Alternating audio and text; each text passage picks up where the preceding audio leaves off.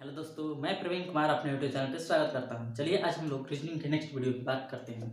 इस वीडियो के माध्यम से हम लोग क्रम व्यवस्था परीक्षण के संबंधित क्वेश्चनों को देखेंगे। तो चलिए देखते हैं कि क्रम व्यवस्था परीक्षण से आने वाले क्वेश्चनों को कैसे आसानी तरीकों से हल किया जाए। तो क्रम व्यवस्था परीक्षण से बनने वाले मुख्यतः दो प्रकार के क्वेश्चन आते हैं। पहला स्थान क्रम परीक्षण और दूसरा तुलना के आधार पर क्रम व्यवस्था। तो सबसे पहले बात करते हैं कि स्थान क्रम परीक्षण क्या होता है, यानी इसमें किस प्रकार के क्वेश्चन आते हैं और इसमें देखेंगे कि इसमें किस प्रकार के क्वेश्चन आते हैं। तो थोड़ा सा पहले ओवरव्यू देख लेते हैं कि स्थान क्रम परीक्षण क्या होता है और तुलना के आधार पर क्रम व्यवस्था के क्वेश्चन किस प्रकार के आते हैं। तो स्थान क्रम परीक्षण में जैसे क्वेश्चन पूछे जाते हैं कि मान लीजिए कोई मोहन है क्लास में और क्लास में उसका आगे से स्थान 5वें है, पीछे से स्थान 6वां है, तो टोटल उस क्लास में कितने बच्चे हैं, इस प्रकार के क्वेश्चन पूछे जाते हैं। या ऊपर से मोहन 7वें स्थान पे है, नीचे से 10वें स्थान पे है, तो वो उस पंक्ति में कितने बच्चे होंगे। या इस प्रकार के क्वेश्चन पूछे जाएंगे कि आगे से मोहन 5वें स्थान पे और राधा 6वें स्थान पे पीछे से, और उन दोनों के बीच में 2 बच्चे हैं, तो टोटल क्लास में कितने बच्चे हैं। इस प्रकार के आदि प्रकार के क्वेश्चन बनाए जाते हैं। जबकि तुलना के आधार पर क्रम व्यवस्था परीक्षण के क्वेश्चन में बनाया जाता है, जैसे इसमें तुलना किस चीज का किया जाता है, तो इसको समझते हैं। तो तुलना इसमें एज का हो सकता है कि सीता गीता से बड़ी है, गीता इससे बड़ी है, तो सबसे बड़ी कौन सी है, इस प्रकार के। या उसके लंबाई के आधार पर हो सकता है कि ये इससे लंबी है, वो इससे लंबा है, इस प्रकार के क्वेश्चन बनाए सकते हैं। या वजन के आधार पे, या योग्यता के आधार पे, या मतलब इस प्रकार से तुलना करके इस प्रकार के क्वेश्चन बनाए जाते हैं। तो उसको देखेंगे। तो सबसे पहले बात करते हैं स्थान क्रम परीक्षण से बनने वाले क्वेश्चनों को, कि उसको कैसे आसानी तरीकों से हल करेंगे। तो चलिए देखते हैं। तो मान लीजिए एक पंक्ति है और इसमें टोटल 10 बच्चे हैं। मान लीजिए 1 2 3 4 5 6 7 8 9 10। मान लीजिए ये 10 बच्चे हैं, यहाँ लिख लेते हैं 1 2 3 4 5 6 7 8 9 और 10। और मानते हैं कि 5वें स्थान पे ये हो गया लेफ्ट मान लेते हैं और इसको राइट, यानी ये है दाएं और ये है बाएं। ध्यान से देखिएगा। तो मान लेते हैं कि अजय लेफ्ट से यानी बाएं से 5वें स्थान पे है और इधर दाएं से 6वें स्थान पे होगा। देखते हैं कैसे। देखिए 1 2 3 4 5 5वें स्थान पे है लेफ्ट से, और राइट से अगर गिनते हैं तो 1 2 3 4 5 और 6, यानी कि यदि उसी का स्थान पीछे से गिना जा रहा है तो वो हो रहा है 6वें स्थान पे, जबकि आगे से हो रहा है यानी लेफ्ट से बाएं से हो रहा है 5वें स्थान पे। तो अगर बात किया जाए कि टोटल कैसे इसको निकाला जाए कि 10 है, तो इसको निकालने के लिए इसी से हम लोग निकाल सकते हैं। अगर 5 और 6 को जोड़े तो हो जाएगा 11, अगर 11 में से 1 घटा दे तो हो जाएगा 10, यानी कि टोटल नंबर ऑफ स्टूडेंट आ जाएंगे। तो देखिए यहाँ पे लेफ्ट यानी लेफ्ट से वो किस स्थान पे है, प्लस राइट से किस स्थान पे है, -1 अगर करते हैं तो टोटल स्टूडेंट या जो भी वस्तु है आ जाएगी। तो हम ये फार्मूला यूनिवर्स है, इसमें काम आएगा। तो इसको याद रखिएगा, लेफ्ट से उसका स्थान प्लस राइट से उसका स्थान -1 बराबर टोटल नंबर ऑफ स्टूडेंट या व्यक्ति। तो चलिए इस फार्मूले से अगर बात किया जाए कि लेफ्ट से उसका कौन सा स्थान होगा, अगर टोटल दिया हो, अगर लेफ्ट से पूछे तो यदि लेफ्ट से पूछा जाएगा तो टोटल यहाँ पे टोटल माइनस राइट हो जाएगा, इसी को पक्षांतर कर देंगे +1 हो जाएगा। तो इस प्रकार से हम लोग इस फार्मूले की मदद से निकाल सकते हैं कि उसका स्थान कौन सा होगा। और क्वेश्चन जिस प्रकार से कहेगा उसको अगर फॉलो करते हैं तो हमारा क्वेश्चन 100% हो जाएगा। तो चलिए क्वेश्चन को देखते हैं कि स्थान क्रम परीक्षण से किस प्रकार के क्वेश्चन आते हैं। इसको याद रखिएगा कि लेफ्ट से उसका स्थान प्लस राइट से उसका स्थान -1 बराबर टोटल नंबर ऑफ स्टूडेंट या व्यक्ति या जो भी हो। इसको ऊपर से नीचे भी कर सकते हैं। जैसे ऊपर से अगर बोला जाए यही 10 बच्चे हैं, अगर मान लेते हैं ये 10 है अगर अजय ऊपर से 5वें स्थान पे है और टोटल 10 है तो नीचे से कितने स्थान पे होगा, तो इसी फार्मूला का यूज करेंगे। यानी कि चाहे लेफ्ट राइट बोले या ऊपर नीचे, दोनों में ये फार्मूला काम करेगा। यहाँ पे लेफ्ट की जगह ऊपर हो जाएगा, राइट की जगह नीचे हो जाएगा -1, ये फार्मूला सेम रहेगा। तो चलिए देखते हैं इसके बनने वाले क्वेश्चन के बारे में। तो इसको ड्रॉप करते हैं। तो चलिए अब हम लोग क्वेश्चन पे आते हैं। तो सबसे पहले हम बात करते हैं स्थान क्रम परीक्षण से पहला क्वेश्चन। जैसे एक क्वेश्चन है कि किसी कक्षा में हिमांशु का ऊपर से 23वां तथा नीचे से 20वां स्थान है, तो कक्षा में कुल कितने छात्र हैं। यानी कि बोल रहा है कि किसी कक्षा में ऊपर से हिमांशु का स्थान, यानी कि एक हिमांशु लड़का है और उसका ऊपर से स्थान 23वां और नीचे से उसका स्थान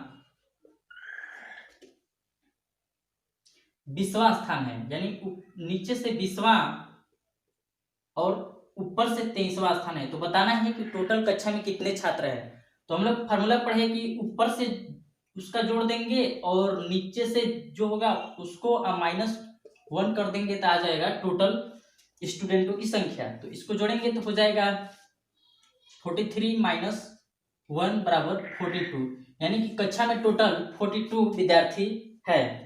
तो आंसर हो जाएगा 42। चलिए अब दूसरा क्वेश्चन को देखते हैं। तो बोल रहा है कि 30 छात्रों की एक कक्षा में गुंजन तथा त्रिलोक ऊपर से 13वें तथा 14वें स्थान पे है। चलिए देखते हैं इस क्वेश्चन को। तो बोल रहा है कि 30 छात्रों की एक कक्षा में टोटल है 30 छात्र, गुंजन तथा त्रिलोक ऊपर से 13वें और 14वें स्थान पे है।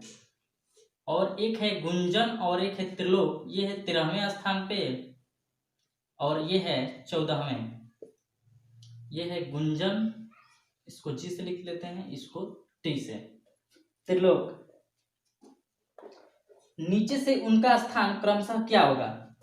तो पूछ रहा है कि इसका क्या होगा और इसका। तो देखिए यहाँ पे टोटल दिया है और यहाँ पे ऊपर से दिया है और नीचे से पूछ रहा है, नीचे से त्रिलोक का और नीचे से गुंजन का। तो चलिए पहले गुंजन का निकालते हैं। तो गुंजन को निकालने के लिए नीचे से तो हो जाएगा यहाँ पे टोटल 30 - 13 +1। तो यहाँ पे हो जाएगा 30 में से 13 अगर घटाएंगे तो हो जाएगा 17 +1 = 18वां स्थान होगा नीचे से।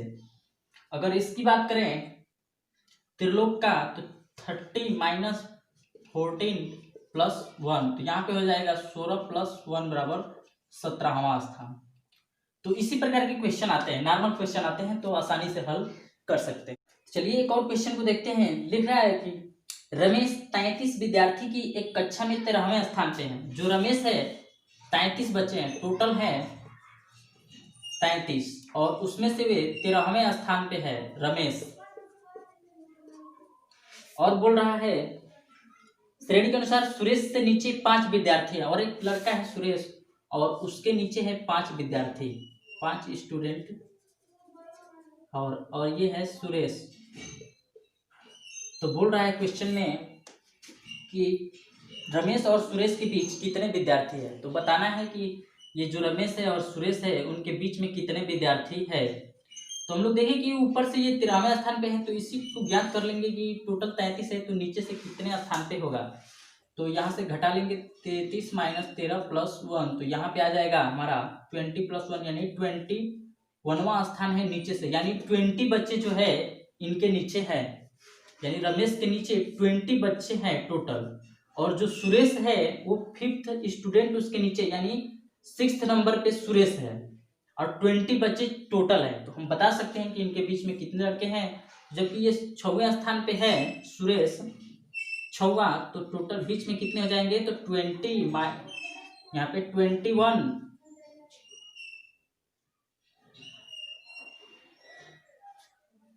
-6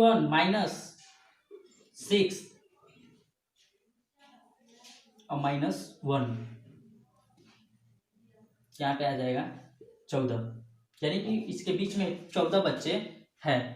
कैसे हुआ देखिए, ये है 21वें स्थान के नीचे से हैं तो बच्चे कितने हो गए। ये तो इसका स्थान हो गया रमेश का, तो रमेश से नीचे कितने बच्चे हो गए? तो 21 माइनस 1 यानी 20 बच्चे। और 6वें स्थान पे है सुरेश, तो 6 और घटा दीजिए तो हो जाएगा 14 बच्चे, यानी 14 बच्चे रमेश और सुरेश के बीच में है। तो क्वेश्चन को अगर ध्यान से समझते हैं तो उसका हल बहुत ही आसान हो जाएगा। तो चलिए अब हम लोग बात करते हैं तुलना के आधार पे बनने वाले क्वेश्चनों के बारे में। तो इसको थोड़ा 15-20 क्वेश्चन में प्रैक्टिस कीजिए, बहुत आसान हो जाएगा। चलिए इसको रख करते हैं।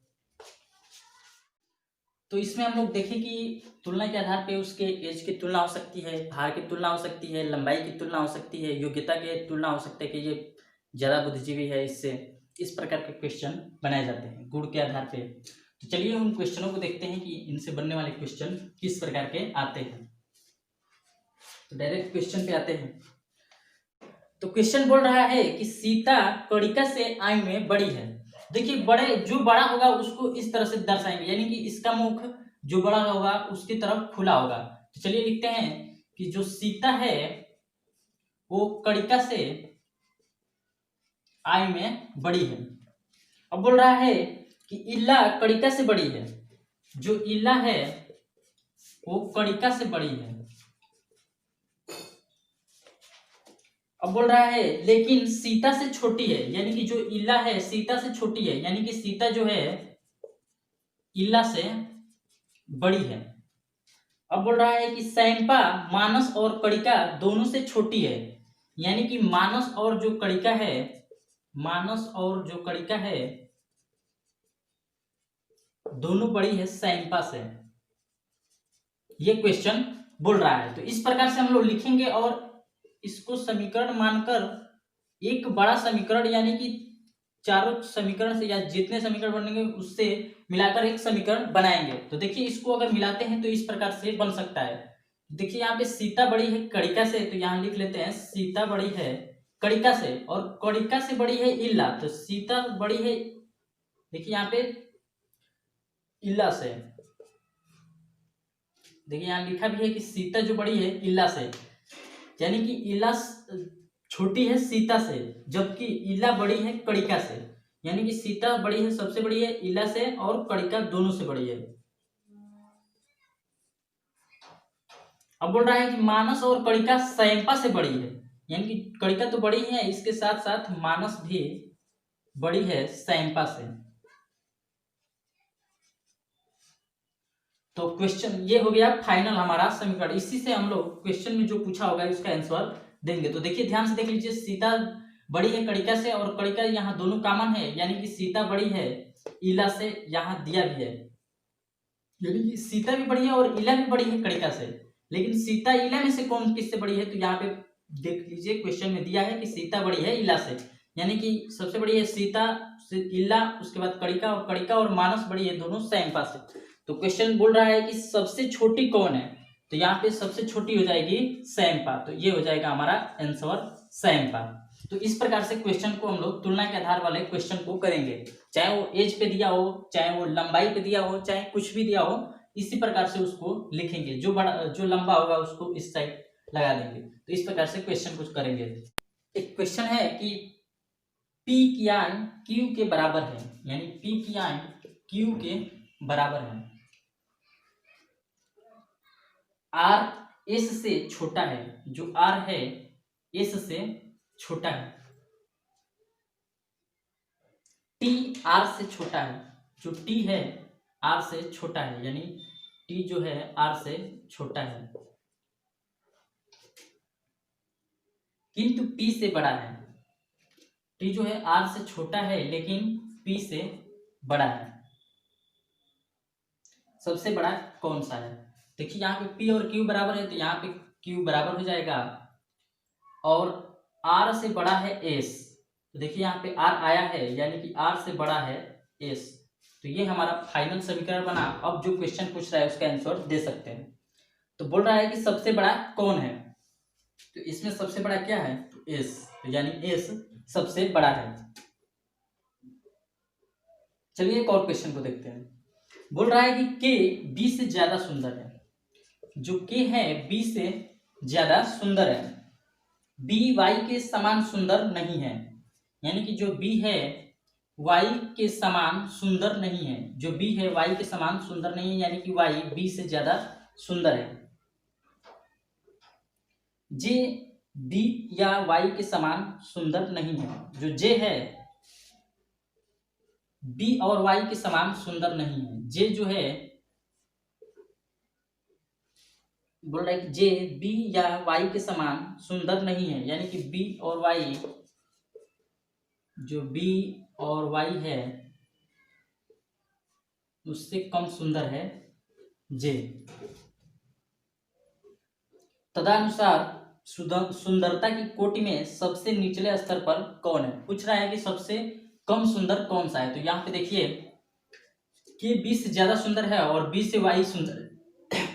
तो के बी से ज्यादा सुंदर है और बी से ज्यादा सुंदर है वाई, और बी और वाई से जे से ज्यादा सुंदर है, यानी बी और वाई से ज्यादा सुंदर है, जे से ज्यादा सुंदर है, यानी कि ये फाइनल समीकरण बना। अब जो क्वेश्चन पूछ रहा है कि सुंदरता की कोटि में सबसे निचले स्तर पे कौन है, तो यहाँ पे निकाल सकते हैं आंसर की जे है। इस प्रकार के क्वेश्चन आते हैं। तो चलिए इसी प्रकार से हम लोग तुलना के आधार पे क्रम व्यवस्था परीक्षण को करते हैं। तो आशा करता हूँ कि समझ में आ गया होगा। आप इससे 10 से 15 क्वेश्चन पे प्रैक्टिस कीजिएगा।